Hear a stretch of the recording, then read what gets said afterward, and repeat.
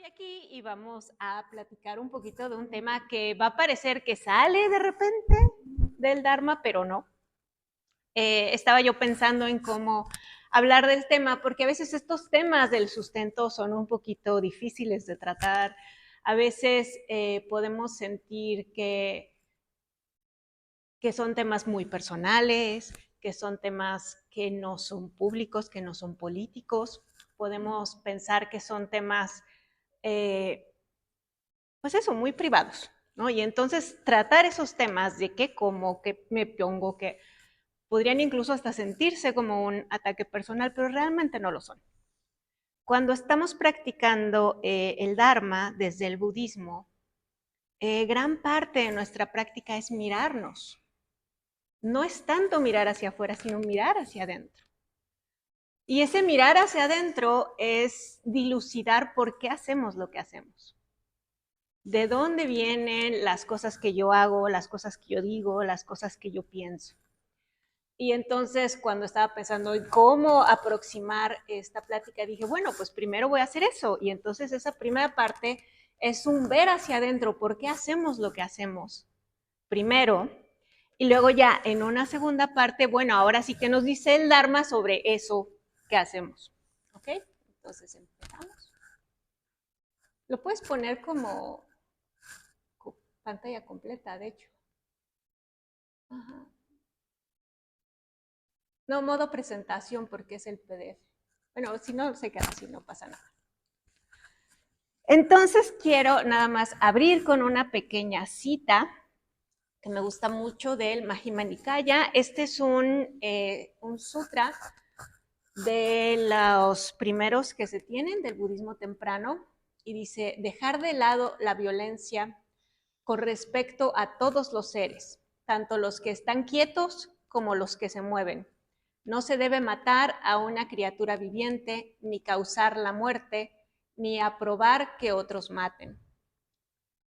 Abandonando el ataque a los seres vivos que respiran, se abstiene de esto, sin palo ni espada, escrupuloso, compasivo, temblando por el bienestar de todos los seres.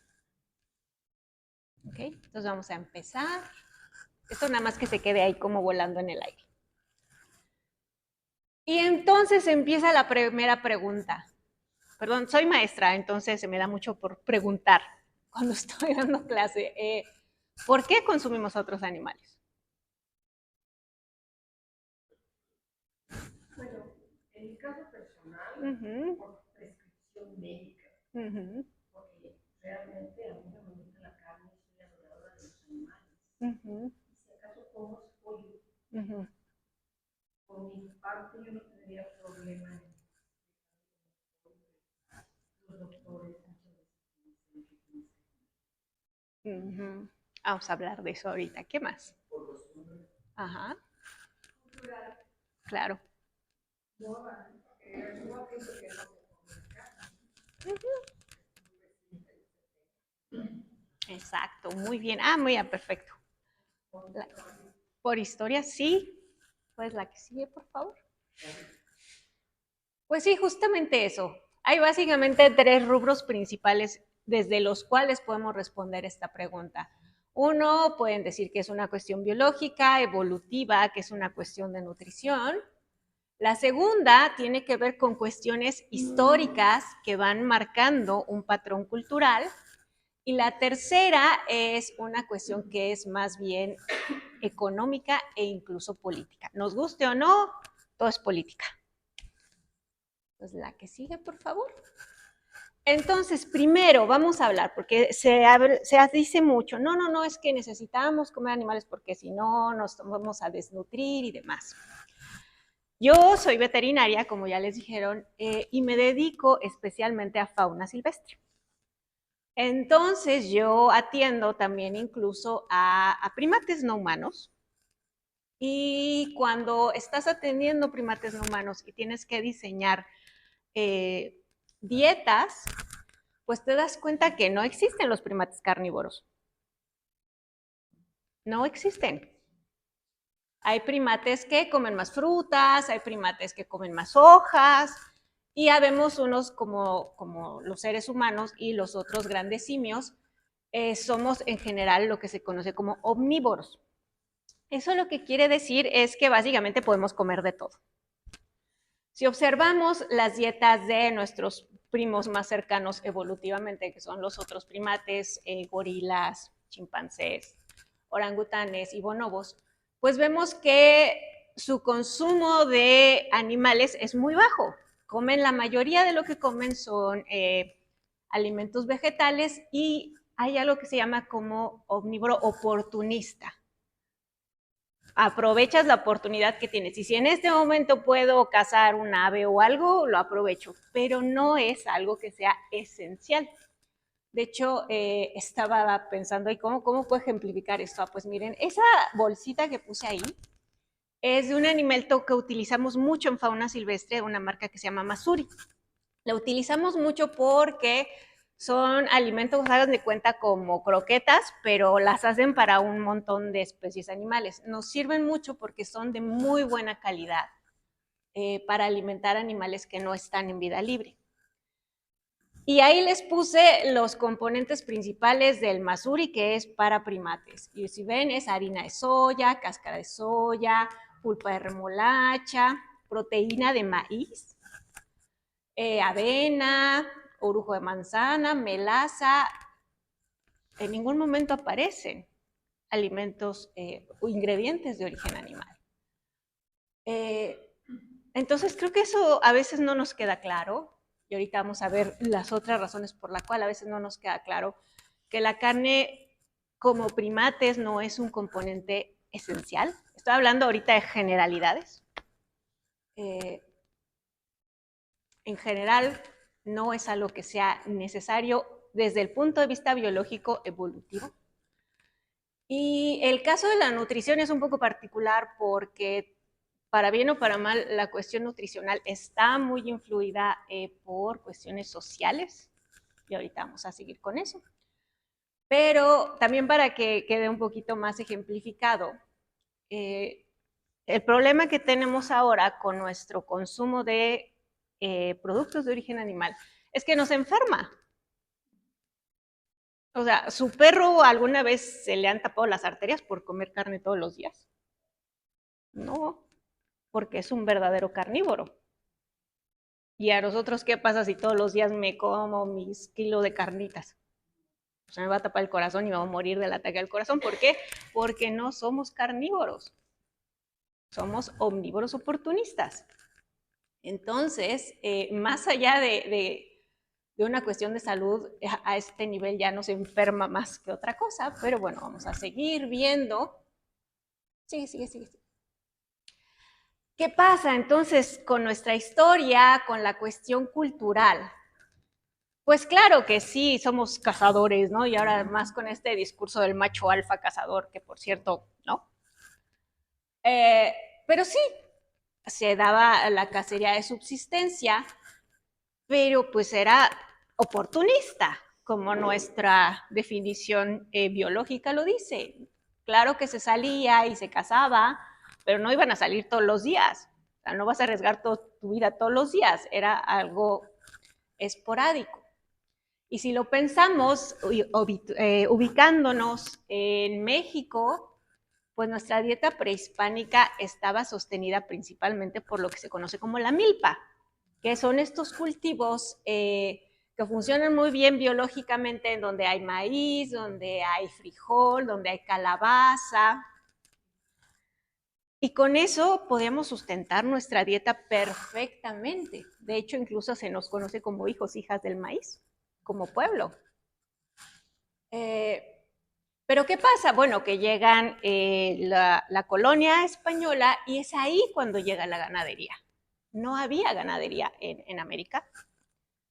Llega con la colonia y entonces empieza a haber todo este cambio sociocultural y se ha ido arraigando mucho, sobre todo, por ejemplo, en algunos rituales, ¿no? Por ejemplo, hacer una carne asada es un ritual.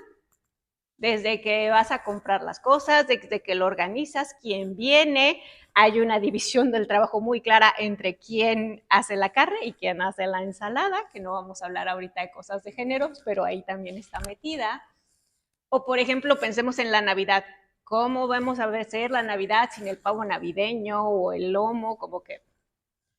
Y se vuelve una cuestión ritualística y que ha sido muy influida también por cuestiones socioeconómicas. Cuando se establece el capitalismo como una forma de vida, entonces lo que te dicen es que tienes que consumir. Consume, consume, consume, consume. Y lo que era un consumo esporádico, ahora te dicen que tiene que ser un consumo diario, ¿no? Y el siglo pasado hubo toda una campaña para incrementar el consumo de alimentos de origen animal. Y todo esto también lo que va creando es una identidad personal y colectiva. Así nos identificamos por esto que hacemos, nos identificamos a través de este consumo. ¿Y quién soy yo si no consumo? ¿Quién soy yo si no participo de este ritual de consumo? Y eso a veces nos da un poquito de crisis, ¿no? Al grado de que si, por ejemplo, dejas de consumir algo que se supone debes de consumir, como por ejemplo el pavo navideño, ay, pero ¿y qué le vamos a dar a Maracinja ahora en Navidad? Y entonces como que ya no eres parte de ese colectivo, no eres parte de esa identidad y a veces es un poquito difícil. Es un poco difícil salirte de esas dinámicas sociales. ¿A qué sigue? Y no se trata nada más de alimento, porque creo que es lo más obvio, no es lo primero que pensamos. Pero consumimos animales de muchas maneras. Por ejemplo, las pieles, cuántas veces utilizamos zapatos, ropa, o el sillón o el auto, ¿no? Le ponemos piel, ¿no? Y es como lo más nice. O en zonas rurales, pues siguen siendo un transporte, siguen siendo fuerza de trabajo, también son entretenimiento. Y también yo que vengo del ámbito científico, pues también los utilizamos para generación de conocimiento. Los utilizamos de muchas, muchas maneras. Afortunadamente todo esto está cambiando y nos estamos yendo ya hacia la parte de sustituirlos. Y es algo que se está trabajando mucho, cómo los podemos sustituir para ya no utilizarlos de tantas maneras. Todavía no estamos completamente del otro lado, pero pues para allá se va encaminando todo esto. Siguiente. Y también es una cuestión económica y política, porque donde hay dinero, hay política. Y entonces, el siglo pasado hubo un cambio muy fuerte porque lo que eran producciones pequeñitas se volvieron producciones animales gigantes, industriales, en donde había muchísima cuestión económica y se vuelve una industria con un poder muy fuerte. Y es una industria que empieza a presionar políticamente, tanto a niveles locales como internacionales, y empieza a presionar para que se incremente el consumo animal. Se habla mucho de este lobby político, ¿no? Meterle dinero a las campañas políticas de alguien para que te apoyen después. Por ejemplo, esa de arriba es, ¿se acuerdan de estas pirámides del buen comer, ¿no? Que salen en las cajas del cereal. Y normalmente la carne pues estaba ahí como en medio, así. Tampoco te decían que la comieras como principal alimento. Pero esta es la nueva pirámide que acaba de sacar el gobierno de Estados Unidos. ¿Dónde ven la carne? Hasta arriba, así. Y no es casual. No es casual, porque los estudios de política y consumo han encontrado que el consumo de carne está muy ligado a agendas políticas de derecha.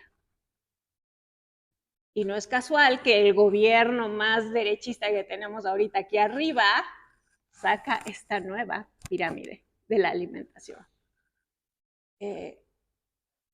Entonces, pues vemos que está muy involucrado todo esto a nivel político, también a nivel de cuestiones medioambientales. Ahorita vamos a ver por qué, pero la industria cárnica mete mucho dinero para que todos los organismos internacionales que deberían recomendar una dieta principalmente basada en plantas, porque eso es lo que el sustento científico nos dice, no lo hacen porque la industria cárnica bloquea todo eso.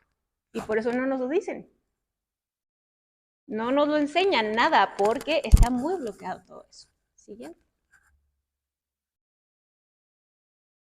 Y todo esto tiene consecuencias.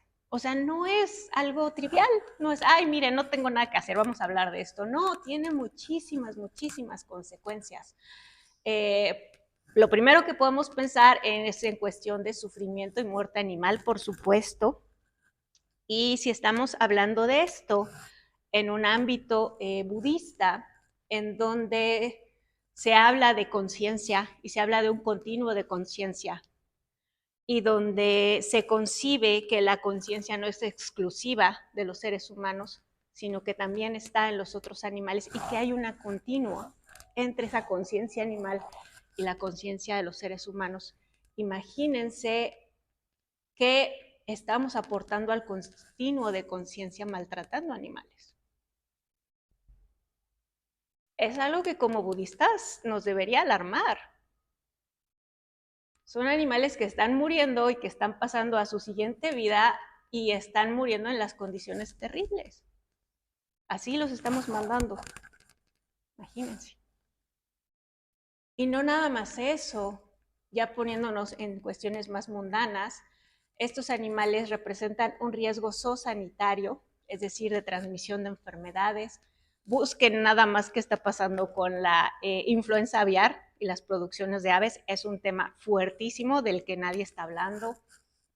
Son producciones en donde se da muchísima medicación a través de antibióticos y eso nos crea bacterias, por ejemplo, resistentes a antibióticos que después nos causan problemas de salud. También es una industria que es de las principales causantes de deterioro ambiental.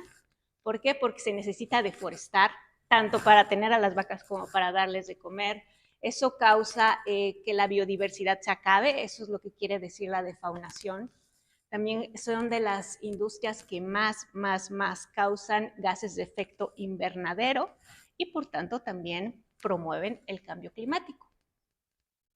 Y por si fuera poco, pues tenemos daño psicológico a los trabajadores. Ahorita vamos a explicar un poquito más para que quede claro. ¿Cuántos animales estamos produciendo y matando? Esas son cifras así generales. Por ejemplo, ahí son cada día, fíjense, la que está de este lado dice cuántos animales son matados para consumo cada día. No es un mes ni un año, cada día. 900,000 vacas, 1.4 millones de cabras, 1.7 millones de ovejas, 3.8 millones de cerdos, 12 millones de patos, 202 millones de pollos. Y así nos podríamos ir cada día. Y de peces ya ni siquiera sabemos cuántos porque se miden en toneladas. Si no sabemos individualmente cuántos son porque son toneladas. Y son animales que en general matamos a edades muy tempranas. Son animales que ni siquiera pueden llegar a vivir su vida porque los matamos a edades muy tempranas porque tenemos que optimizar el crecimiento del animal con la cuestión económica. Así que y esta trae un problema ambiental terrible. Hace unos pocos años salió un estudio muy importante en donde se midió la biomasa de la Tierra. Y la verdad es que sí fue apabullante ver los resultados. De todos los mamíferos que existimos en este momento en el planeta, el 36% somos humanos, el 60% es ganado y solo el 4% son animales silvestres. 7 veces se ha reducido la cantidad de animales silvestres. ¿Por qué? Pues porque le estamos dando todo ese espacio y recurso al ganado. Se lo estamos quitando a los animales silvestres. Y lo mismo pasa con las aves, ¿no? A veces pues no vemos las avecitas volando, ¿no? Por aquí. Esas solo son el 30% de las aves que hay en el mundo. El 70% de las aves que hay en este momento en este planeta están dentro de naves de producción. Son naves, si nunca han ido, son naves kilométricas llenas de millones y millones y millones de aves. Es impresionante, ¿verdad? A veces no logramos dimensionar lo grande, grande, grande que es esta industria.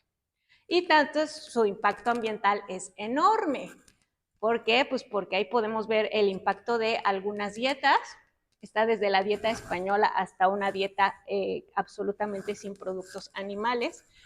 Y ahí nos dan algunos ejemplos de, por ejemplo, el agua que se necesita muchísima agua para producir proteína animal, se necesita muchísimo suelo y todo eso produce gases de efecto invernadero. Entonces, cuando hacen, por ejemplo, estas campañas de ahorro del agua que te dicen, ay, báñate en 5 minutos, pues sí, qué bueno, pero tu desperdicio de agua no es el más importante porque te tardes un minuto vas a bañarte, sino la hamburguesa que te comes gastó mucha más agua que la que tú te podrías gastar en todas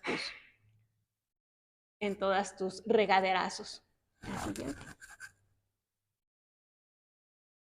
Y también el trabajo con animales es un trabajo muy pesado y es un trabajo que lamentablemente muchas veces se les da a personas vulnerables. Por ejemplo, personas en Estados Unidos, pues pueden ser muchos indocumentados o personas de escasos recursos, porque son trabajos pesados, son trabajos de riesgo y que pues casi nadie los quiere hacer. Y aparte son trabajos que te van lastimando psicológicamente. Hay estudios en donde, por ejemplo, en un pueblito donde no había un matadero, de repente llegan, instalan un matadero, le dan trabajo a la comunidad y entonces ven que los índices de criminalidad aumentan.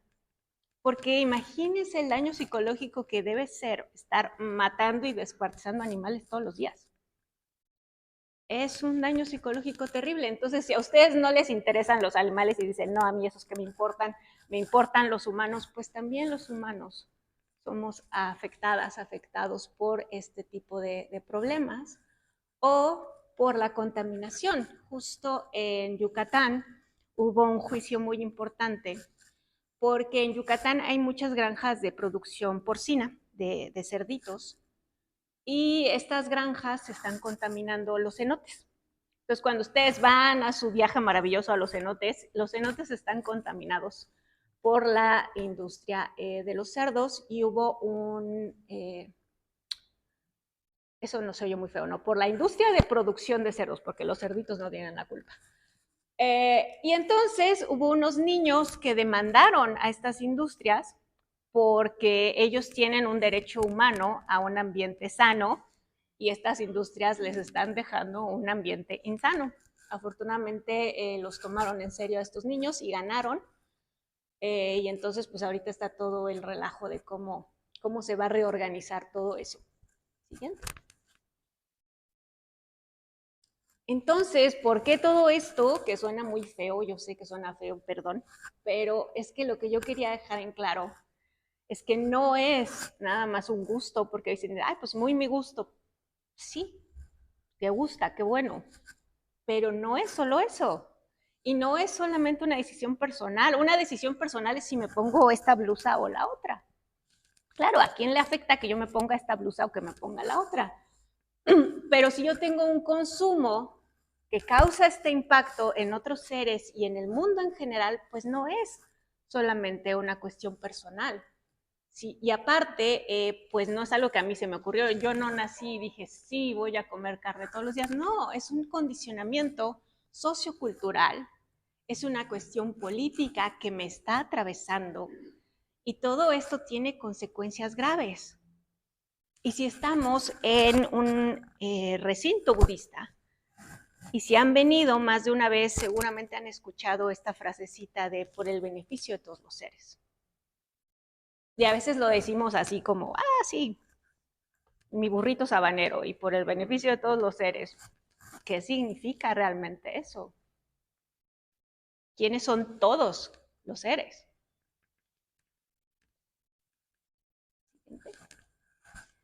Y entonces vamos a ver ahora sí, estamos ante este escenario que podemos tomar del Dharma para entender esto. Y aquí va otra pregunta.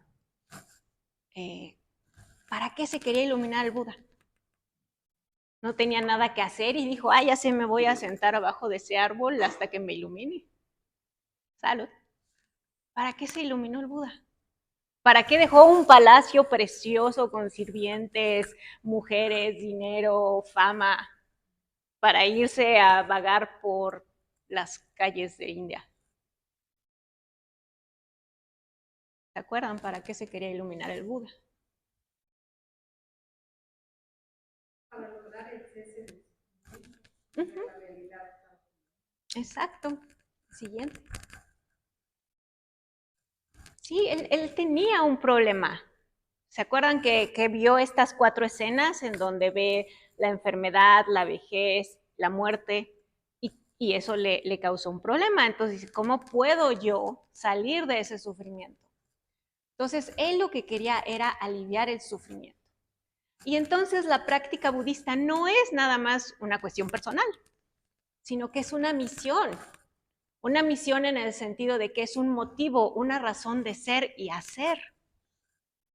Y lo que quieres tú, pues, es tener una mente con sabiduría y compasión. ¿Para qué? Pues para aliviar el sufrimiento por el beneficio de todos los seres. Bueno, pues por allá vamos. Siguiente. ¿Y qué es lo que vio el Buda cuando se ilumina? Cuando se sienta en el árbol Bodhi y tiene todas estas visiones de que lo atacan y no lo atacan y logra pasar todo eso. Como dijiste, logra ver la realidad como es.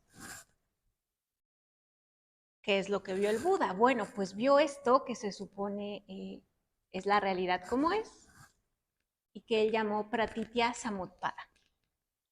Ese nombre lo que quiere decir a veces es como condicionalidad, coproducción condicionada. Ahorita lo voy a explicar un poquito más. A veces se describe como está ahí, que no existe ningún fenómeno que surja sin una causa. No hay fenómeno que exista en aislado, sino conectado con todos los demás fenómenos del universo. De manera que cada uno influye y actúa sobre todos y todos influyen y actúan sobre cada uno. ¿Han escuchado hablar de la red de Indra? A veces se habla de la red de Indra. ¿Cómo es la red de Indra? Pelotitas unidas. Ajá. De arriba hacia abajo, conectadas. Se refleja lo de una. Ajá, se imaginan así como una red gigante y en cada nudito de la red tiene una joya. Y la maravilla de la red de Indra es que cada joya refleja a todas las demás joyas. Entonces, todo está conectado. Todo. Y esto es lo que vio el Buda cuando se ilumina. Y también lo importante de esto, pues es que si nada surge así espontáneamente, nada surge mágicamente, pues significa que todo es explicable. Y eso como que nos pone ya en una realidad muy distinta. Ya no tengo que imaginarme cosas, no, sino tengo que observar para entender cómo surgen las cosas, cómo surgen los fenómenos. Y surgen de la conjunción de las condiciones propicias. Si las condiciones son propicias, puede surgir mi botella de agua. Si las condiciones no son propicias, pues se acaba mi botella de agua. Si se me cae y la fuerza de la caída no es propicia, pues se va a romper y se acabó mi botella de agua, ¿no? Entonces, por eso también a veces se usa mucho esta imagen de la ola. Esta ola que por ejemplo se pinta en esta obra de Japón, que es la ola. Exacto. Se habla de una ola. ¿Por qué? Cuando surge una ola en el mar, a veces vemos el mar y está planito, planito como espejo, pero de repente, pues se dan las condiciones, las corrientes, la cuestión atmosférica y surge la ola y se mantiene y cesa o se estrella contra las rocas y también cesa. Entonces, surge y cesa. Y así es todo en el mundo. Todo surge y cesa. Y por eso estaba escribiendo esto y me acordé de un sutra que tuve que consultar al chat Sadayoti porque no me acordaba cómo se llamaba el sutra. Es el sutra de las alabanzas de Pinguilla. Y me acordé de esto porque Pinguilla era un señor ya mayor que no podía seguir al Buda. El Buda era errante, iba de aquí para allá llevando el Dharma, y Pinguía no podía seguirlo, pues porque ya estaba muy mayor, no se podía mover.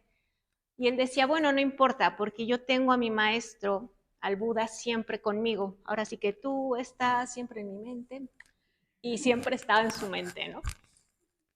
Pero algo que me acuerdo y se me quedó tan grabado desde la primera vez que escuché este sutra es que, digo, aparte de que tenía al Buda siempre en su mente, siempre consigo, de hecho, tengo mi budita siempre conmigo, es que él lo describe como un maestro cuyo dharma son las cosas como son. Y el dharma es instantáneo y visible alrededor. Y si tú puedes ver eso, se pueden eliminar el deseo sin efectos dañinos.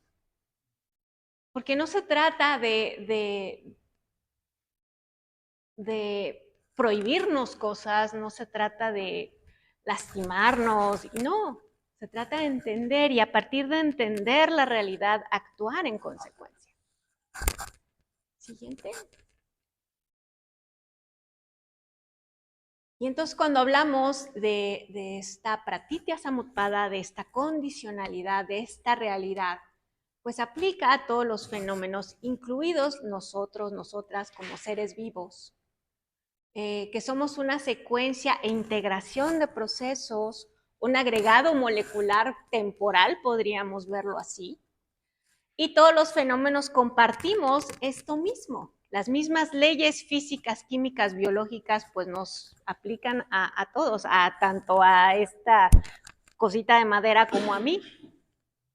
Por ejemplo, a veces me acuerdo yo mucho que cuando era niña y entendí esto, porque pues me gustaba mucho estudiar de ciencia y decía, entonces el agua que me estoy tomando ahorita, ¿alguna vez fue parte de un dinosaurio? Igual, sí, imagínense, esto era sangre de dinosaurio a lo mejor hace millones de años.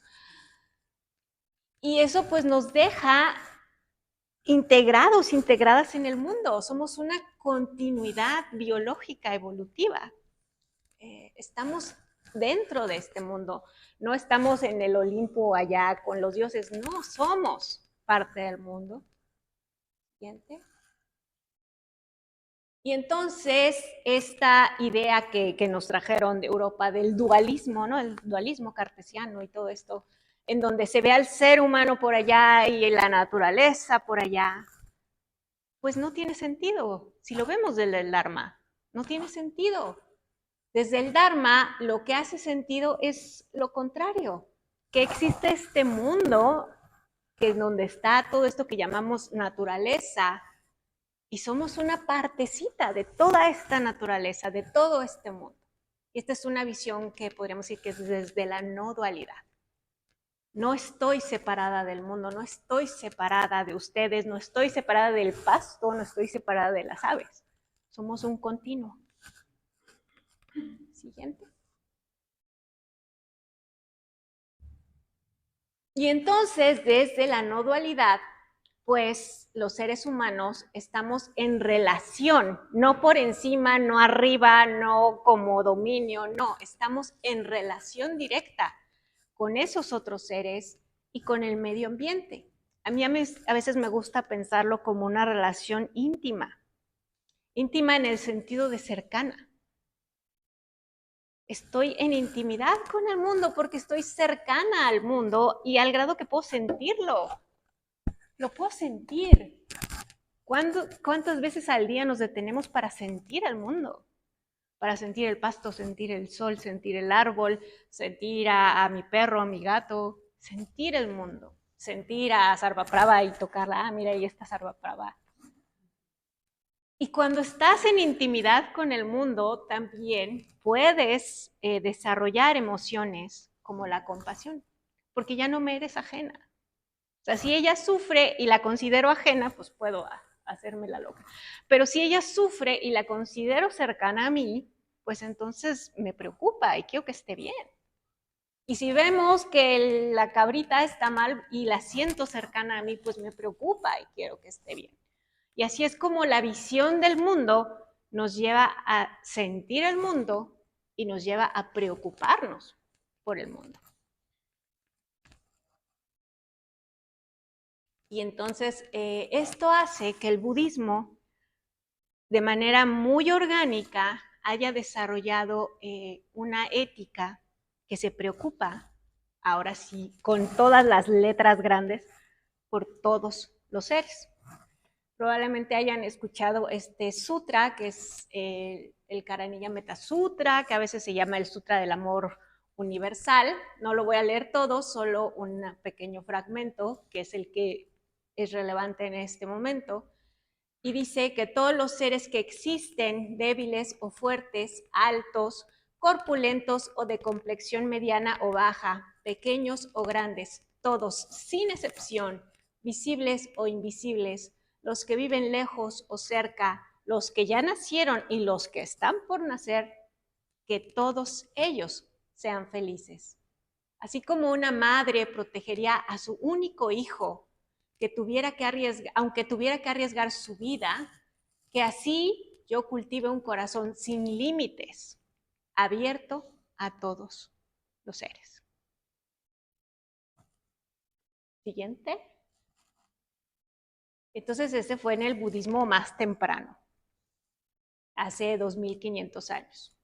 Un tiempo después hubo una revolución en el budismo y se dio lo que se conoce ahora como el budismo Mahayana. Dentro del budismo Mahayana hay un texto que es el Bodhicharyavatara, que se lo recomiendo mucho, es muy bonito. ¿Puedes bajar un poquito? Creo que tiene otras, sí, ahí está. Y este texto se traduce literalmente algo así como los pasos que tenemos que seguir para lograr la iluminación. Es un texto un poco largo, pero es muy bonito, se lo recomiendo mucho. Este es solo un pequeño extracto en donde dice, debo eliminar el sufrimiento de los demás, solo porque están sufriendo como yo. Debería trabajar para beneficiar a los demás, solo porque son seres sintientes, como lo soy yo. Ya que soy como los demás en desear la felicidad, ¿qué es lo que es tan especial acerca de mí que me esfuerzo solo por mi felicidad? Ya que soy como los demás al no desear sufrir, ¿qué es lo que es tan especial acerca de mí que me protejo, pero no a los demás?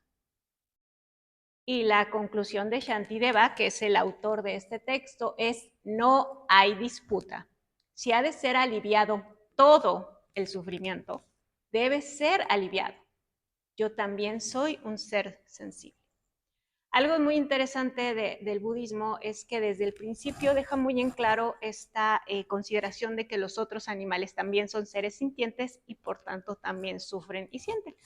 Si a alguien le interesa, tengo todo el sustento científico-biológico de esto, que en este momento no lo voy a traer, solo se queda aquí. Los animales también sienten, piensan y sufren. Y esto después el budismo pues llega al Tíbet, y en el Tíbet se desarrolla el budismo Vajrayana, y seguimos con esta preocupación por el sufrimiento de todos los seres. Puedes bajar un poquito. Esto, y hay unas prácticas muy bonitas del budismo tibetano, que el budismo tibetano dice, órale, aplícate y nos vamos a iluminar, pero sí, prontito, ¿no? Y dentro de todas estas prácticas hay una muy bonita que son los 8 versos para el entrenamiento de la mente. Estos son solo 2 de esos 8 versos. El primero, que dice, con la determinación de alcanzar el objetivo más elevado por el bien de todos los seres sintientes, que superan incluso a la gema que concede todos los deseos, que pueda yo considerarlos queridos en todo momento. Y el cuarto lo que dice es, cuando vea seres de carácter desagradable, oprimidos por una fuerte negatividad y sufrimiento, que pueda yo considerarlos queridos, pues son difíciles de encontrar, como si yo hubiera descubierto un tesoro de joyas. Imagínense que seamos capaces de ver a la cucarachita y verla como un tesoro de joyas. Imagínense, eso es lo que nos está pidiendo esta frase. Y entonces, pues vale, tenemos aquí un budismo que se preocupa por todos los seres, un Buda que decía yo quiero aliviar el sufrimiento, un Buda que se ilumina y ve la condicionalidad, la interconexión del mundo. Y ahora, ¿cómo explico el sufrimiento? Bueno, pues para eso tenemos las 4 nobles verdades, que es cómo el Buda aplicó esto para explicar el sufrimiento. Y obviamente esto es desde una perspectiva un tanto más humana. Nos dice que la primer noble verdad es que existe el sufrimiento, se refiere a veces un poquito más a un sufrimiento como existencial. Nos dice que es posible conocer las causas del sufrimiento. ¿Por qué? Pues porque ya vimos que todo es explicable de acuerdo a la condicionalidad. Y nos dice también el Buda que si puedo conocer las causas del sufrimiento, bueno, pues entonces puedo cesar el sufrimiento. Así como si yo sé que si tiro la botella se rompe, pues no la tiro y ya no la rompo. Si yo sé que si le pego a Sarvaprava va a sufrir, pues no le pego y le ahorro sufrimiento. Entonces así vamos. Y al final lo que hace él es que dice, bueno, ya sé de dónde viene el sufrimiento, ahora cómo puedo ponerlo en términos más prácticos. Bueno, pues ahí es donde el Buda explica el camino óctuple, que son todas estas áreas que tenemos que atender para aliviar el sufrimiento. Pero lo mismo está como un poquito más desde una perspectiva más humana. Siguiente. Ese es el camino óctuple, es un camino súper precioso y muy, muy completo. Visión correcta, intención, habla, acción, subsistencia, esfuerzo, atención y concentración correctas, ¿no?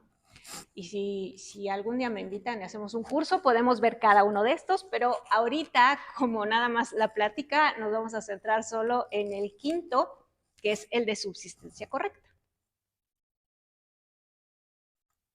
Pero como dije, bueno, estamos pensando en seres humanos. ¿Qué pasa si pensamos en el sufrimiento de otros seres? Pues primero tenemos que establecer la primera noble verdad para otros seres, y es que existe el sufrimiento en los otros animales. Como les dije, a quien le interese, tengo todo ahí. Ahorita no lo podemos ver, pero ustedes créanme, los animales sienten, piensan, sufren, les duele. La segunda noble verdad es que, como estamos dentro de esta perspectiva de condicionalidad, significa que yo puedo conocer las causas del sufrimiento de esos animales. Y algunas veces el sufrimiento de los animales no tiene que ver conmigo. O sea, si hay allá afuera un pajarito que se enferma y sufre, bueno, me duele, pero yo no lo causé. Pero hay otras causas del sufrimiento animal que sí las puedo provocar yo directa o indirectamente. Y ahí es donde yo tendría que analizar mi vida desde, por ejemplo, estos 8 pasos del camino óctuple, o podríamos hablar de preceptos éticos. Pero bueno, de momento nos quedamos con que hay sufrimiento animal que no está causado directamente por el ser humano, pero hay otro sufrimiento animal que sí. Y si yo conozco las causas, si yo sé que si le pego a Sarvaprava va a sufrir, pues no le pego. Entonces, ¿cómo le hago para no pegarle al animal directa o indirectamente? Y ahí es donde podríamos analizar todo el camino óctuple en este sentido, pero pues nos vamos a quedar en el quinto, qué es el sustento correcto.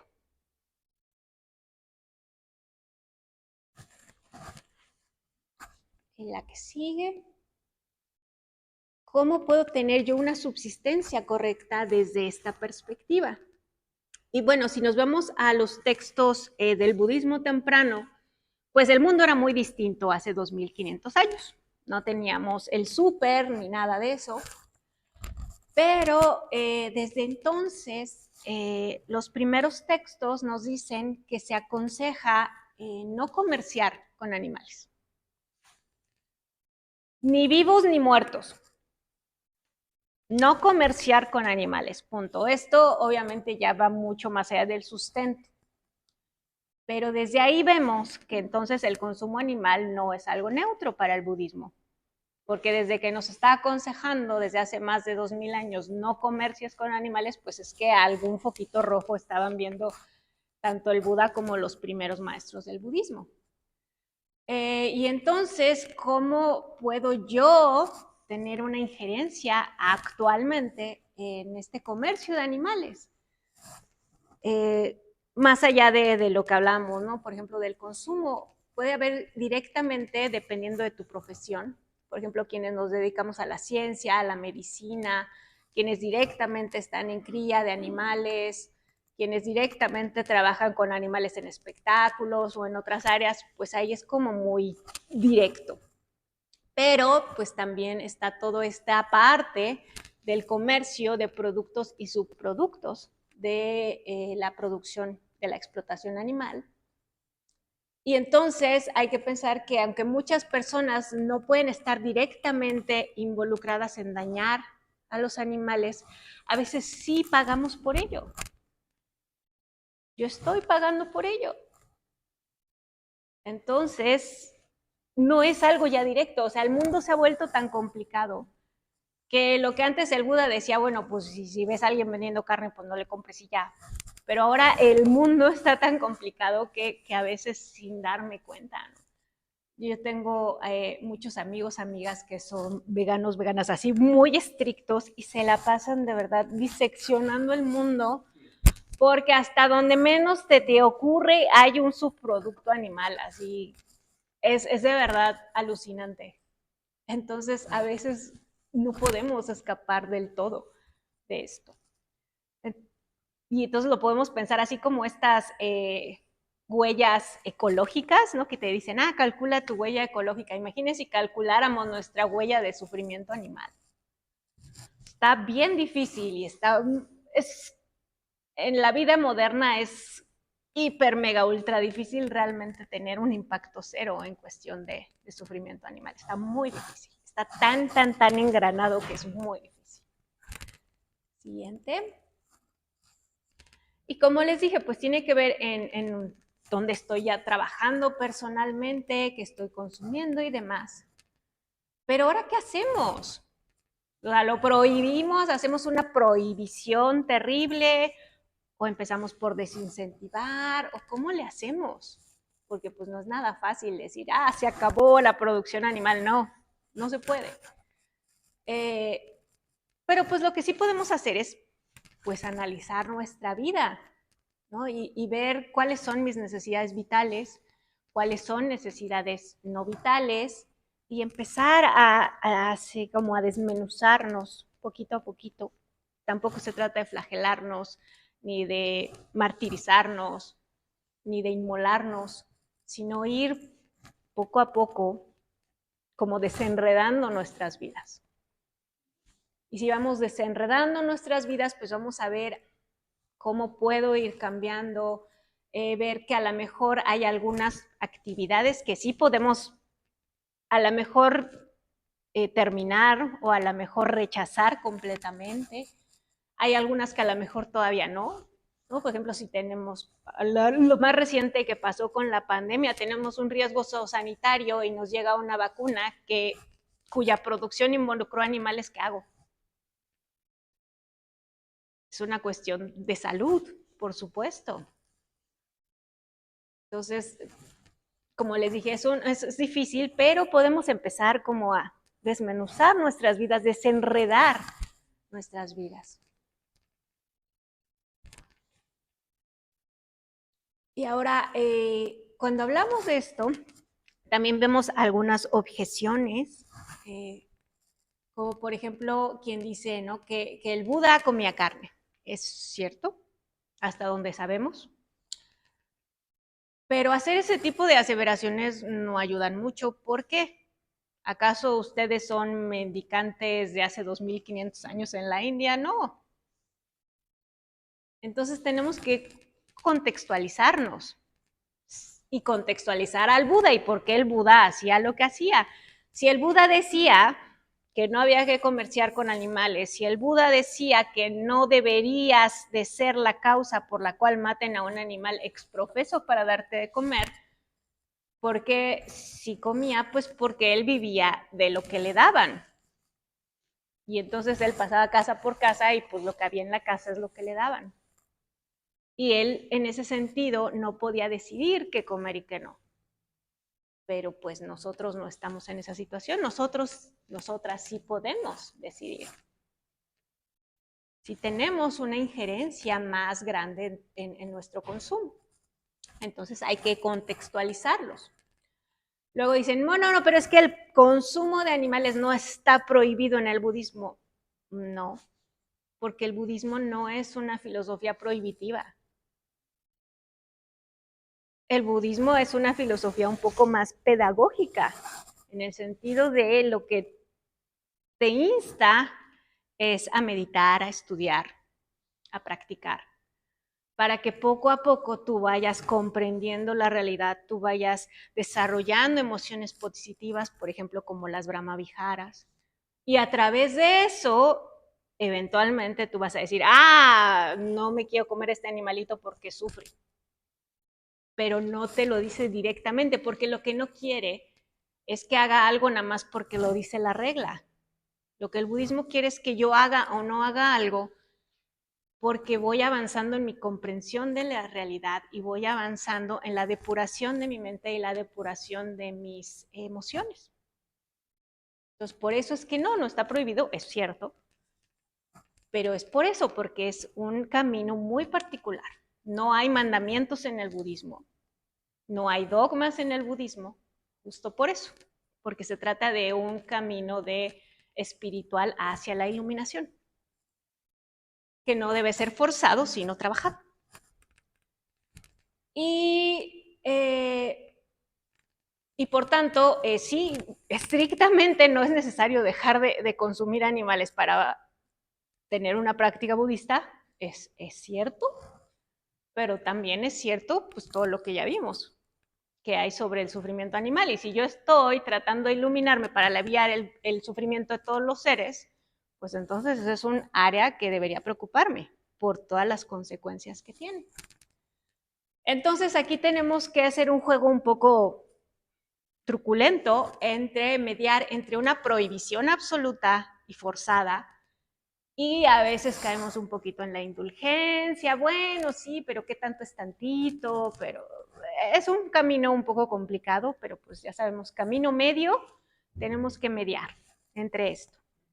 Así como el Buda, justo antes de iluminarse, se dio cuenta que el camino de la mortificación personal no lo estaba llevando a la iluminación, pero pues tampoco el camino de la indulgencia lo iba a llevar a la iluminación. Entonces tiene que ser un esfuerzo constante, sostenido, un esfuerzo compasivo hacia afuera y hacia adentro.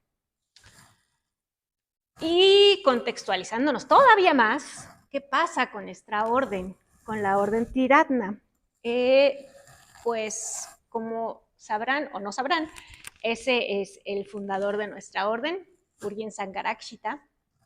Él envisionó una orden para un mundo nuevo, que rompe con algunas de las tradiciones, con otras no. Y creo que esa es la genialidad que tuvo Bhante, de entender que hay algunas cuestiones que son muy importantes de mantener, sobre todo el sustento de qué es el budismo, la esencia de qué es el budismo, pero adaptándolo a un mundo nuevo.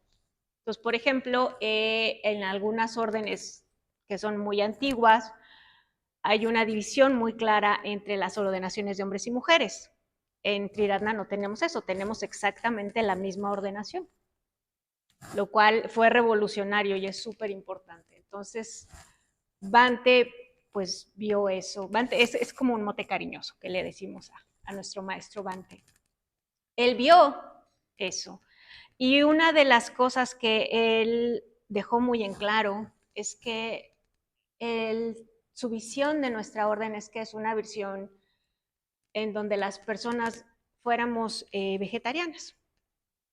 Y es algo que está muy permeado dentro de la orden. Es algo que para él era muy importante. Yo hablé directamente con Bhante en varias ocasiones sobre esto, porque yo empecé con mi proyecto de budismo y animales ya hace algunos años. Y yo le escribí a Bhante, lo fui a ver y platicamos, y me dijo que sí, que era un punto muy importante. Él no se publicitaba ni se promocionaba porque pues, era un hombre muy, muy modesto, pero él daba donaciones, por ejemplo, para asociaciones que cuidan burritos en Inglaterra. Entonces, la cuestión animal le preocupaba mucho. Unos meses antes de morir, tuve la fortuna de verlo. Y en esa ocasión él me había dicho que sí, que era un tema muy importante y él estaba pensando en escribir algo al respecto. Lamentablemente falleció en los siguientes meses, y como 3 meses después. Entonces ya él no pudo hacer ese escrito que tenía pensado. Entonces, pues ahora es nuestro trabajo, ¿no? Mantener esa idea, esa intención que él tenía respecto al sufrimiento animal. Y bueno, me gusta esta parte cerrarla con, es una frase, un proverbio zen, que me encanta, y dice, a través del universo, un solo cuerpo es revelado. Nada más, quédense un momento pensando qué significa eso, por qué ese símbolo zen de la iluminación.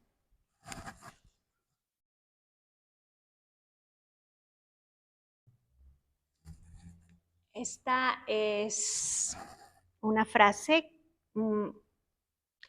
hay un ritual que se hace mucho en el budismo tibetano, que es un ritual de liberación de animales. Liberación de animales que van a ser utilizados para consumo y se liberan. Se llama tsetsar. Y lo que se le dice, lo que ese monje le está diciendo a esa cabrita es eso. Ahora eres libre. No te mataremos por tu carne, no te venderemos por un precio, no te haremos trabajar para nosotros, no usaremos tu lana. Que el momento sea propicio, que las consecuencias sean buenas. ¿Y todo esto para qué? Y esto me encanta traer a Calvin y Hobbes, porque pues a veces nos dicen, ay, bueno, sí, pero podría ser peor, y me encanta ahí la respuesta de Calvin, sí, pero la vida también podría ser mejor. Y si estamos en el Dharma, la vida podría ser mejor para todos los seres. Y muchas gracias. Si alguien quiere contactarme, ese es mi correo.